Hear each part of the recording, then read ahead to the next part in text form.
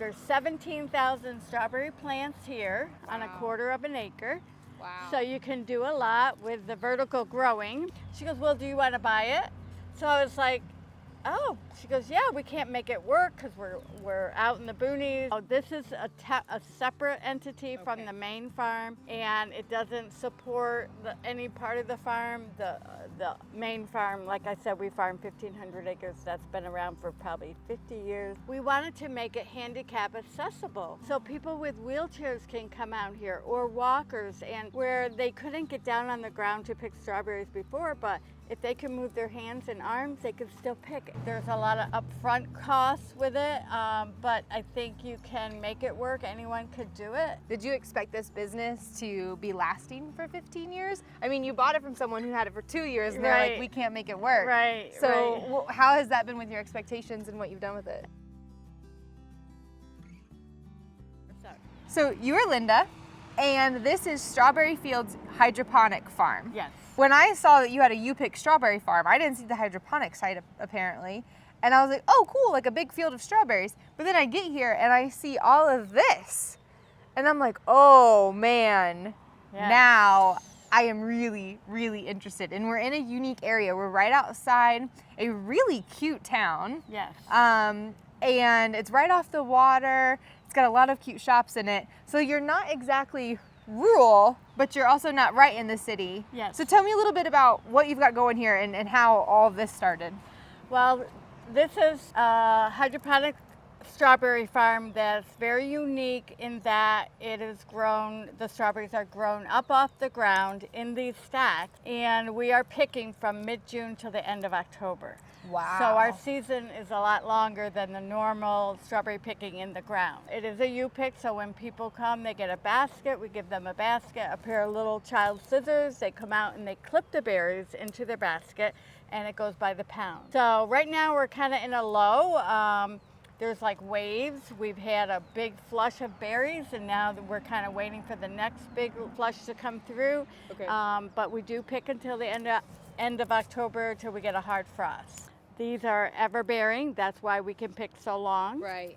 Because the more they get picked, the more they just keep producing. How did you get started in doing it as a hydroponic? So every other strawberry you pick I see, it is just in the ground. Right. So how did you get started by wanting to do it in towers and hydroponically? Well, we kind of fell into this totally by accident. This whole setup was at another location, way off the beaten path on back roads, and I came upon it and I thought, oh my goodness, this is the way to pick strawberries. I'll never pick them on the ground again. I thought this is the way to do it. So I just kept going back and picking, and the lady says, wow, you really like this place. I said, yeah, this is great. She goes, well, do you want to buy it? So I was like, oh, she goes, yeah, we can't make it work because we're out in the boonies, and I can't pick the berries fast enough and make jam. So I, of course, went home and told my husband. I said she wants to sell it. So we talked about it, and we had this farm over here. We farm about 1,500 acres, all cropped. Anyway, so this was one of our farms here, and we thought, well, it's right on a main route, Route 20, right outside of Skinny Atlas and Auburn. So it's a very touristy area, and we thought, well, let's give it a try. So here we are 15 years later. This is our 15th season. And we had taken the whole thing down, put it on a tractor trailer, brought it over, set the whole thing up. This white building came with it, and if it had been 2 inches longer, it wouldn't have fit on the flatbed thing. So I thought, well, it was meant to be. And that was my shop when we first started, but then we were growing and expanding. So we put up this new building. That's my gift shop now. And I have a bathroom, and I have a sink and running water, where here I didn't have any of that. It's very small. So now we use this building as our workshop for, because we've expanded into a floral shop as well. So there's 17,000 strawberry plants here on a quarter of an acre. Wow. So you can do a lot with the vertical growing. And I see that the water's on right now. So tell me a little bit about how this works. So this is on an automatic irrigation system, and it feeds 8, noon, and 4, and so it hits these little clay stones, and disperses the water so it's not always going in the same spot. That's the only purpose for these. Okay. And the water will go right straight through, and any extra will come out the bottom. Okay. And it goes right back into the ground. So they're virtually being fed exactly what they need. It's calcium, magnesium, nitrogen, all of the good stuff that. So it's a fertilized water. It's not just regular water. It's nutrient water. Nutrient I water. wouldn't say Okay. fertilized, but it's everything that they need, because this is a hydroponic mixture of perlite and vermiculite, and so it's not in soil, so they're not getting all that nutrient. And all that does is just keeps the moisture in there, keeps the plants in the pot. Everything else is in that pump house that we have to pump in. My husband does the magic, puts all the nutrients in and everything that way, and then it just comes on automatically with the system. Okay. They also turn like this. So cool. you can look all the way around when you're picking. And Are these styrofoam? Yep, it's just a heavy-duty styrofoam. Do you still, if like one of these breaks, do you replace it with a styrofoam? Because I've seen the other towers, right, that are plastic. Yep, we have tried a couple of them. We have them back there, a couple plastic ones, which are fine. They work just as well, but this is what this system was started out to be. And they're still holding up pretty well. They're taking a little wear and tear. They're going on 17 years old, these pots, because we bought the system when it was already 2 years old. So, and they, at the end of the season, when the frost comes and they kill the plants, we empty it out, put all the plants in compost, empty the pots out, and then put them back on. So these pots are staying out here all winter long. Oh, wow. Sometimes the snow is right up to here. But so they've done really well. They've held up really well for being 17 years old. So you said in the wintertime you empty them out and you put the plants in compost. So do you get new plants every single year? We have to replant every season. Why is that? Because they're up off the ground, when that hard frost comes, it will kill the plants. Where if they were in the ground, they wouldn't. They would survive because they're ever-bearing plants, so they would come back again next year. They might not produce as much, but because these are up off the ground, it does kill the plants. So we do have to put them, take them out, put them in a compost, and then replant every spring. Gotcha. It's all done by hand. Oh my gosh. Yeah, 17,000. So. Wow. Yeah. So let's talk then a little bit about the business model. So you said that you are you still a row crop farmer? You still have row crop? Oh yes. Yeah? Yep. So you're a row crop farmer and you have the U-Pick. Yes. This is a separate entity of our farm, our main farm. My husband said, okay, if we do this, it's going to be your thing. You know, we had raised 5 children. I homeschooled them all. So I was a stay-at-home mom, and so I felt like, wow, this is something I can do that's really fun now that my kids are grown. Give back to the community, so something really unique and fun. So this is a separate entity from the main farm, and it doesn't support any part of the farm. The main farm, like I said, we farm 1,500 acres. That's been around for probably 50 years, so within generations. Yeah. So this is like 15 years old now that we've been here. Yeah, this is just my thing, and it's a fun thing to do. Yeah. But it's good. It's been really fun. I do motor coach tours where bus tours come in from all over the country. Yesterday I had a group here from Michigan, and I did a tour with them. Yes. So anyway, it's been really fun. The community loves it.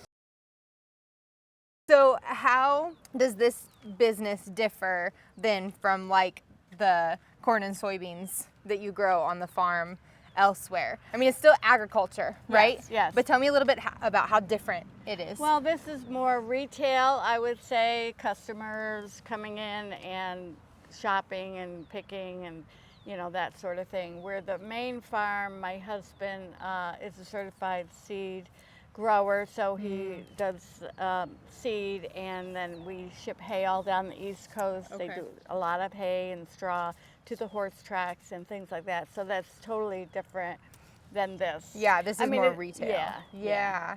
So you bought this 15 years ago, and you just kind of set it back up the way that it was set up before, only in a bit of a better location. Yes. Have you made any changes or improvements?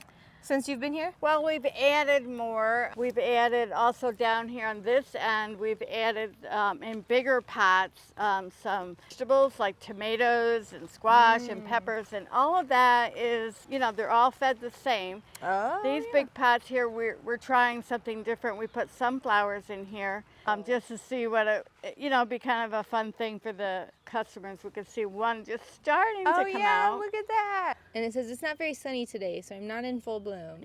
And then over here you can see the tomatoes and Yeah. zucchini and squash and peppers, but of course nothing is ready quite yet. Right. And then over here we do a lot of herbs. We do rosemary, some greens, basil, some parsley. The herbs and lettuce does great in here, and Oh, yeah. so That smells amazing. yeah, so you know, we're trying different things. So why did you decide to get into the herbs and the other garden plants and not just do only strawberries? Well, we just felt like it would be an experiment to try it and see how that would go and how well they would do in these pots. So far, so good. Yeah. And people are very interested. They can come out and pick their own tomatoes and pick their own lettuce or some fresh herbs. And, you know, it's so fresh. Yeah. What's better than just picked? Yeah. You know? And it's not, I think that this is probably more appealing for the crowd that comes through here because you're not in the middle of a field and it just rained and it's wet as can be. I mean, like before we left and came here, my husband said, "Do you want your muck boots?" Oh. And I was like, well, maybe. Actually, it did rain a lot yesterday. Yeah. But then I was like, no, I'll be fine with the boots that I have. Well, we put down So- this tarp, Yeah. because it does keep the weeds down, which is very nice, and also we wanted to make it handicap accessible, so people with wheelchairs can come out here, or walkers, and where they couldn't get down on the ground to pick strawberries before, but if they can move their hands and arms, they can still pick, and it's wonderful. Yeah. It's really good. I'm curious on the cost analysis of it because, like you said, you do have to buy or you do have to replant every year. You have to pump the water. You have to put the nutrients in it. Does that create like a big cost? Yep, there's a lot of upstart costs at the beginning of the season. Yeah. Because you do have to buy the plants, like you say, you have to buy the medium, you have to get the hydroponic nutrients and all of that. So there is an upscale cost to start, but you know, as we get going in the season and kind of, you know, you make it back, make it up, and you know, in the Yeah. winter time, like when the strawberries are all done, we're open throughout the holidays, so we sell fresh cut local Christmas trees in the parking lot. I make fresh green wreaths and centerpieces, and the gift shop is still open. So that helps a lot too, to help bring in more people even after the strawberries are done. Yeah. And then once the holidays are done, then we're closed from January till May, and then we open again May 1st and start all over. Even though Okay. the strawberries aren't ready till like mid-June, we're open to capture Mother's Day in the gift shop, and then we make floral arrangements. We also do weddings and funeral work and any kind of an occasion with flowers as well. Because you said you're getting into more arrangements now too, and I can right? show you some in the shop. Also over here in this field over here, it's all sunflowers. Oh, So, is that also your field? That's our field, yep. Okay. This whole farm goes all the way back. It is ours and part of the main farm. But this is going to be all sunflowers, and we have done this for the last maybe 5 years now. We do a sunflower maze, so people can come and pick their own sunflowers, go through the maze, and they can still pick strawberries, because usually that's about the end of August when we're doing that. Yeah. And they can still pick strawberries. So it's really a fun thing, event, and who doesn't love sunflowers? you Yeah, know? absolutely. They're such a happy flower. So you are trying to diversify a little bit just to add some of that Yeah. extra. Now you've been doing this for, you said 15 years? Yes. How long did it take before you started adding the other enterprises in? And I ask because a lot of farms seem to be weighing one way or another that we've toured. Some say you have to diversify everything, and some say no, you have to specialize. Yeah. But I found that once you've done it for a long time and you start diversifying slowly, it's an easier transition. Yeah. So I'm just curious how your transition into the other enterprises has gone. Yeah, I think it was a gradual thing as well, because when we first started, we had this whole setup, and then that was my gift shop. So it was very small, very limited, because it was such a small space. So, but as we were expanding and growing, and I needed more, a bigger place, a bigger gift shop, a bigger, I needed water and all of that. Then all these other ideas started coming. Well, why don't we try this, and why don't we try that? And so, it just, sometimes it's a good thing, sometimes it doesn't work, but so far so good. Everybody loves the concept. They love the sunflower maze and sunflowers and the veggies and all of that. And now that we're doing the floral part, we've been doing only that about 3 years now. Okay. And that's growing too, and people are getting more used to us having that. So more on the strawberries, because that is like your main enterprise, and I just love this tower system. I actually just saw it on a tour that we did yesterday, and she was using it for herbs, strawberries, things like that. But with these being styrofoam, it's a little bit different than what's on the market now, right? The plastic ones, I mean. Yes. Do you get to do any education with customers about like just this is where your food comes from, and this is how like the hydroponics specifically work? Do you get to like talk to people about that? Oh, sure. Yeah. People are very interested, and they're amazed when they come and see this setup. So we do try to explain and answer any questions that they would have, because it is very educational. It's a totally different, unique setup of how to grow strawberries up off the ground, not in soil. So it is a type of hydroponic. And like we have done school field trips and things like that as well. Also, like I said, the motor coach tours, people coming from all over are like, wow. And then I explain when I give the tour how it all works, and how we got started with it, and then how the season, how long it is, and all of that. So. Yeah, no, I love that. Did you expect this business to be lasting for 15 years? I mean, you bought it from someone who had it for 2 years, and they're like, we can't make it work. Right. So how has that been with your expectations and what you've done with it? It is kind of amazing. I guess I never thought of how long it would go. You just take 1 year at a time. It is pretty amazing that we've been doing this for 15 years, and I still have people that stop in and that are local, and that they've never been here before. And when they say, how long have you been here? I'm like, 15 years. And they're like, oh, we never knew. Oh my gosh. And then they love it. And, the word gets out. How big is the population around here? Because when we were driving through, we drove through, how did you pronounce that town? Skaneateles. So that's it's a village, actually. Okay. Skaneateles, the village of Skaneateles. And it's in one of the Finger Lakes. That's one of the Finger Lakes. And, but that's a very small community there. But then if you go 15 miles this way, that's Auburn, and that's much bigger city. Not as big as Syracuse, but more of a city type. Okay. Yeah. So yeah, you've got like a pretty good size population that you're able to capitalize on, both the city and like the touristy side of people going to their lake house maybe, or a summer vacation over on the lakes over there. And there's a Finger Lakes in Auburn too, Wasco. So we're like right in between two Finger Lakes, which is awesome because you get a lot of tourists. With that though, do you get a lot of repeat people? I know you've said people say, we didn't know that it was here. Yeah. So do you still get a lot of repeat customers? Oh yes, I have regular customers that come on a weekly basis. They just pick what they need for the week, for their cereal, ice cream, whatever, and then they come back and they just love it. And they're like, I hope you never leave. We love it here. So, that's awesome. Yeah. So tell me then about your most favorite part about doing this and being here. I guess the most favorite part is just the expression that you see on people's face when they have never been here before and they come in and they go, oh, wow, what is this? This is amazing. I never saw strawberries grown like this. And they're taking pictures and they're asking questions, and I think that's the most enjoyable part too. To be able to explain how it works and see, you know, the excitement and awe on people's face. Do you said something about making jams and stuff. Do you still get to make byproducts with the strawberries? Yeah. Okay. I have a lady who works for me.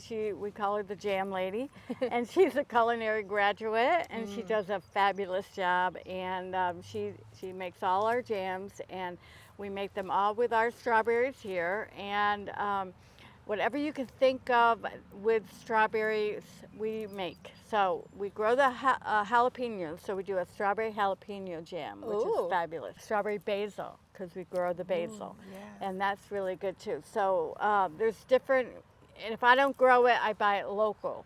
So we have strawberry peach, strawberry blueberries, strawberry blackberries, strawberry apricot, whatever you can think of. Strawberry cherry almond. We use the Ooh. Bing cherries with that. That's a very popular jam. People love that one. So this is your, oh, it's so beautiful in here. You want to go this way, and I can show you, like, here's all Sure. the different all kinds your of jams. jams. That's awesome. And then you've got, you said local products. We support a lot of local artisans. These are all locally made dressings. Maple syrup is local. Barbecue sauces. Here's our honeys that we do. Here's the strawberry blossom that I was talking about. That's very good. Everybody loves that. It's the most popular one. Some more local products over here where we have from a winery. Then we also support locally made soaps and oils and all of that. These are all local. People love made with essential oils. People love that. Yes. And then over here is like some of our floral things wow, that we your do. arrangements are beautiful. Thank you. And we have grab and go bouquets. That's what these are for. So if Okay. someone just wants to come and grab a bouquet, they don't need like a whole vase type of thing. Yeah. And they can just take the. That's awesome. So bouquet. you really are just kind of like doing it all. Yeah. In a sense, with the focus being on the strawberries. I imagine Yes. that's the draw, and then people Yes. find out that you have other things. Yes. Yes. So I always like to ask like a piece of advice, because I think that when people see something like this and they see that you've been doing it for 15 years, it gets a little intimidating. But they're like, oh, I really want to do that, but man, that seems like a lot. So do you have any advice for someone that just like you said, you just kind of like fell into it, but if somebody wants to do something like this, what would you recommend for them? We didn't know anything about hydroponic growing, being a farmer in the row crop, like you say, in the ground. You know, we just kind of studied up on it and fell into this. But you know, I think anybody that is interested could do it. You know, it is a lot of work and it does take commitment and time. There's a lot of upfront costs with it, but I think you can make it work. Anyone could do it.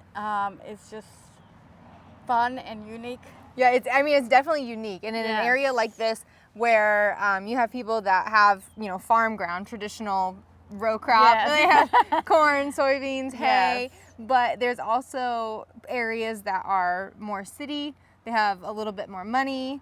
They aren't as rural, not as agricultural. And so to be able to bridge that gap with something as awesome as strawberries, I mean, who doesn't love fresh strawberries? Yes, yes. I mean, anybody who takes a bite of a fresh strawberry is like, oh my gosh. Yeah. Well, Linda. But you could do it anywhere. Yeah. You could get them, you can get these online, and even like you say, the plastic ones. So anyone could start it and just have 1 or 2 stacks, and you mix up your nutrients and just pour it down the middle. You wouldn't need to have a whole irrigation system if you just had 1 or 2. So anyone could really just start out small and then really expand if they want to do it more commercially. Yeah, absolutely. I love this. I love this idea. I think that it's awesome. It could be for a commercial size, but also, like you said, could be for a balcony, an apartment. I mean, it can go anywhere in between. So thank you for showing this off to me and sharing your story with me. This has been so cool to learn, and I think I'm going to grab the kids and we're going to come pick some if there's still some baskets available. So all right. Thank you, Linda. I appreciate it. Thank you. So I was so excited to get to a U-pick strawberry field because we haven't been to a U-pick yet. And then to see that she's got it on towers, I just was like, oh, this is gonna be really cool. I mean, this is so practical for anyone. Yes, you can have them in the ground and that's fine. But if for any size that anybody is, it's just such a great idea. I love it. And it's really cool to look at too. So I am so glad that we got to do this. The rain's been fun with me the last couple days as I've been scrambling to make sure that we get our tours in around the rain here. But we have just a few tours left while we're here in New York. I hope that you enjoyed this video, and I will see you at the next one.